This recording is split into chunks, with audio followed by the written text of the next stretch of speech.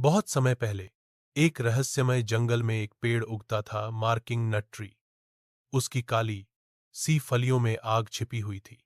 गांव वाले कहते थे, इस बीज में शाप भी है और वरदान भी। जो इसे लापरवाही से छुए उसकी त्वचा पर जलन और फफोले पड़ जाते थे।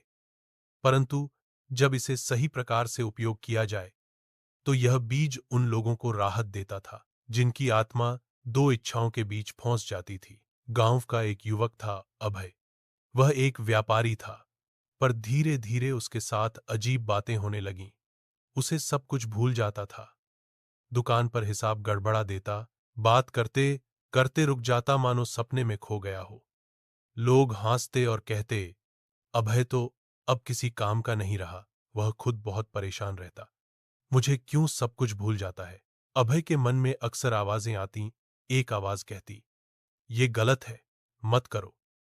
दूसरी आवाज उसी समय कहती, कर डालो, वरना तुम कमजोर हो। वह स्वयं कहता, ऐसा लगता है जैसे मेरे अंदर दो इच्छाएं हैं, एक मुझे रोकती है और दूसरी मुझे धकेलती है। वह बेमतलब गाली गलौज करने लगता, फिर पछताता। कभी गंभीर बात पर हौंस देता और हौंसी की बात पर गंभीर हो जाता। लोग उसे पागल कहने लगे। उसका सिर इतना दुखता कि वह लेटते ही बढ़ जाता, पर जैसे ही खाना खाता दर्द गायब हो जाता। पेट हमेशा खाली खाली लगता, जैसे भीतर कुछ भी न हो। हर बार शौच की इच्छा होती, पर प्रयास करने पर मल नहीं आता। मानो मलद्वार में कोई कड़ी गांठ या प्लग फंसा हो। उसके हाथों की हथेलियों पर मस्से निकल आए।